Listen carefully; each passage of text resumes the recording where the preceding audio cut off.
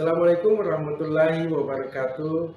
Saya Rida Nasution Bakri, pengawas jenjang SMP di lingkungan Dinas Pendidikan Kabupaten Gorontalo Utara, Provinsi Gorontalo. Perkenankan saya menampilkan karya terbaik dalam membina sekolah binaan dalam rangka penerapan pembelajaran berdiferensiasi dengan judul Peran FCI melalui Jalur Merdeka dalam penerapan pembelajaran berdiferensiasi di SMP Negeri 4 Sumalata. Selamat menyaksikan. SMP Negeri 4 Sumalata yang berjarak 86 km dari ibu kota Kabupaten Gorontalo Utara dengan waktu tempuh kurang dari 2-3 jam perjalanan. Tepatnya berlokasi di Jalan Buol Gorontalo, Desa Kasiah, Kecamatan Sumalata, Kabupaten Gorontalo Utara, Provinsi Gorontalo. SMP Negeri 4 Sumalata memiliki jumlah guru 6 orang yang terdiri dari 5 guru ASN dan 1 orang GTT dengan 3 rombongan belajar yang masing-masing 1 kelas per jenjang. Pada tahun 2022-2023, SMP Negeri 4 Sumalata ditetapkan sebagai Sekolah Pelaksana Implementasi Kurikulum Merdeka (IKM) Jalur Mandiri Belajar. Sebagai sekolah pelaksana IKM, SMP Negeri 4 Sumalata secara bertahap mulai menerapkan prinsip kurikulum merdeka dengan tetap menggunakan kurikulum Satuan Pendidikan Kurikulum 2013. Sebagai pengawas pembina di SMP Negeri 4 Sumalata merasa bertanggung jawab untuk melakukan pendampingan dan pembimbingan terkait penerapan IKM melalui jalur mandiri belajar. Dengan bermodalkan pengalaman sebagai fasilitator CGP yang baru selesai mengikuti diklat penguatan fasilitator, maka saya berusaha semaksimal mungkin untuk mendampingi kepala sekolah dan guru agar dapat menerapkan pembelajaran berdiferensiasi secara bertahap.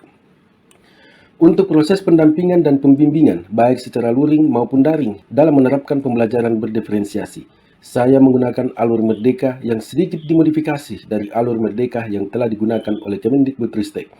Pada penerapan alur Merdeka ini, saya sebagai pengawas berperan sebagai fasilitator, coach, dan instruktur FCI yang senantiasa hadir untuk mendampingi kepala sekolah dan guru. Uraian tahapan alur Merdeka dan peran pengawas sebagai fasilitator, coach, dan instruktur dalam penerapan pembelajaran berdiferensiasi adalah sebagai berikut. Yang pertama, mengidentifikasi. Mengidentifikasi merupakan tahap awal pada alur ini dengan tujuan untuk memperoleh informasi sejauh mana pemahaman kepala sekolah dan guru terhadap pembelajaran berdiferensiasi. Pada tahap ini dilaksanakan secara luring dan saya berperan sebagai fasilitator untuk menggali informasi dengan cara memberikan pertanyaan stimulus atau pemantik dalam bentuk permasalahan yang sering ditemui pada proses pembelajaran.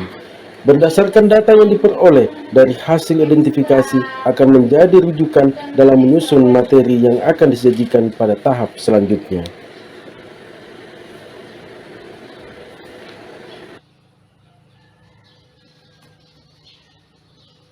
Cuma satu tempat, satu model, satu strategi, tetapi luas. Oleh karena itu, guru dituntut untuk selalu belajar dan belajar. Tahap yang kedua adalah eksplorasi konsep. Pada tahap ini dilaksanakan secara luring dan saya berperan sebagai instruktur untuk saling berbagi dalam rangka lebih menambah pemahaman kepada kepala sekolah dan guru terhadap pembelajaran berdiferensiasi. Berdiskusi, bertanya, menjawab, bahkan berdebat mewarnai suasana pada tahap ini. Hal ini terjadi semata-mata untuk menemukan konsep yang dapat dijadikan rujukan dalam pelaksanaan pembelajaran berdiferensiasi. Ikuti proses pembelajaran. Tahapan yang ketiga adalah ruang kolaborasi. Tahap ini dilaksanakan secara daring dan saya berperan sebagai fasilitator dalam rangka menuntun kepala sekolah dan guru untuk menyempurnakan dan meyakinkan bahwa instrumen asesmen diagnosis dapat mendiagnosis kondisi kognitif dan non-kognitif siswa dengan baik.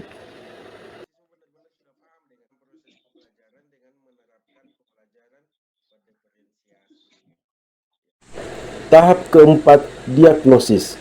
Pada tahap ini, guru melaksanakan kegiatan analisis hasil asesmen diagnosis awal pembelajaran yang dipantau dan dibimbing oleh kepala sekolah. Dari hasil analisis asesmen diagnosis ini, guru akan memperoleh informasi terkait kondisi kognitif.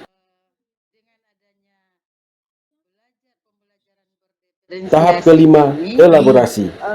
Tahap elaborasi ini dilaksanakan secara daring dan saya berperan sebagai fasilitator, menuntun kepala sekolah dan guru untuk saling berbagi dan memberi masukan terkait perencanaan pembelajaran berdiferensiasi agar guru tidak keliru dalam penerapannya. Perhatian saya karena setiap kali saya melakukan di Autolingua kan pada saat itu kan ada pertemuan dengan pengawas dari kabupaten. Iya. Lagi. Terima kasih semuanya. Saya akhiri wabillahi taufiq wal hidayah. Assalamualaikum warahmatullahi wabarakatuh. Waalaikumsalam warahmatullahi wabarakatuh. Tahap ketujuh, konsultasi. Pada tahap konsultasi ini, saya berperan sebagai coach untuk melatih dan menuntun kepala sekolah dalam melaksanakan pemantauan proses pembelajaran berdiferensiasi. Hal ini bertujuan agar kepala sekolah dapat memperoleh informasi terkait kemampuan dan Tahap yang terakhir adalah aksi nyata. Pada tahap ini, kepala sekolah memantau guru